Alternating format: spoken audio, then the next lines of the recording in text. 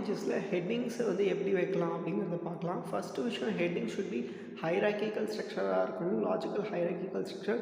For an example, ஒரே ஒரு H1 இருக்கணும், அதுக்கு கீழே வந்து H2 இருக்கணும், அதுக்கு கீழே எல்லாமே H2ஆக இருக்கணும், அதுக்கப்புறம் H3 இருக்கணும், H3க்கு அப்புறம் H4 இருக்கணும், அந்தமாரி இருக்கணும்.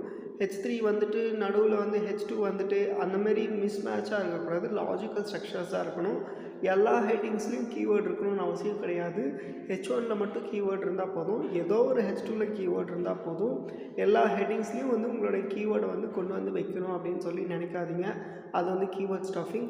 நீங்கள் யூசர்ஸ்க்கு தான் வந்து கண்டென்ட் எழுதுறீங்க, ஸோ தட் நீங்கள் அதை கரெக்டாக ஃபாலோ பண்ணுங்கள். வந்து கிளியர் அண்ட் டிஸ்டிங்ஸாக இருக்கணும், லைக் கிளியராக என்ன சொல்ல வரோம் அப்படிங்கிறது கிளியராக இருக்கும். தென் அடுத்த விஷயம் என்னன்னு பார்த்தீங்கன்னா, ஹெட்டிங்ஸ் வந்து யூசர்ஸோட கோல்ஸ் அண்ட் யூசர்ஸோட ப்ராப்ளத்தை சால்வ் பண்ணுற மாதிரியான ஹெட்டிங்ஸை நீங்கள் ஃப்ரேம் பண்ணணும். ஹெட்டிங்ஸ் எப்படி இருக்கலாம் அப்படின்னு பார்த்தீங்கன்னா, peoples also asked, related search, அந்தமாரி கொஷின்ஸ்லாம் இருக்கும். லைக் கூகுளில் கீழே ஒரு கீவேர்டு போட்டு சர்ச் பண்ணிங்கன்னா அந்த கீவேர்ட்ஸ்லாம் எடுத்துகிட்டு உங்கள் ஒரு ஹெட்டிங்காக நீங்கள் ஃப்ரேம் பண்ணி அதுக்கு நீங்கள் ஆன்சர் பண்ணிங்க அப்படின்னா உங்களுடைய ஏஓ ஜிஓ அந்தமாரி இடத்துலலாம் ரேங்க் ஆகலாம். ஸோ தட் இதெல்லாம் ஃபாலோ பண்ணுங்கள். எல்லா ஹெட்டிங்ஸ்லேயும் உங்களுடைய கீவேர்ட்ஸை பதிக்கணும்னு சொல்லிட்டு நீங்கள் நினைக்க வேணாம். ரிலவெண்ட்டான இடத்துல மட்டும் உங்களுடைய கீவேர்ட்ஸை வைங்க. இந்தமாரி எஸ்இஓ டிப்ஸ்க்கு என்னை ஃபாலோ பண்ணிக்கோங்க.